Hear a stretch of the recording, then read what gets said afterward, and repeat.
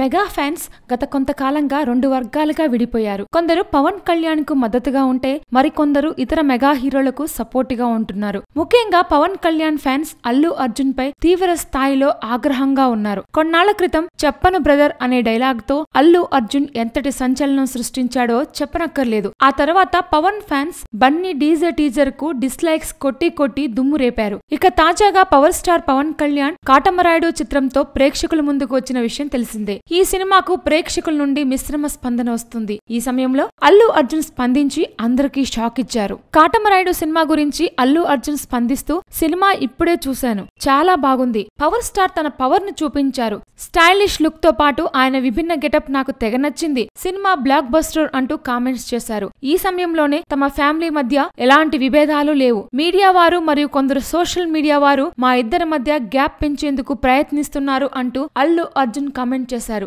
బన్నీ కొత్త cinema DJ pre release వేడుకకు పవన్ కళ్యాణ్ ను తీసుకువచ్చేందుకు ప్రయత్నాలు జరుగుతున్నాయి. Please subscribe. Hi, it's me Purna. Please subscribe.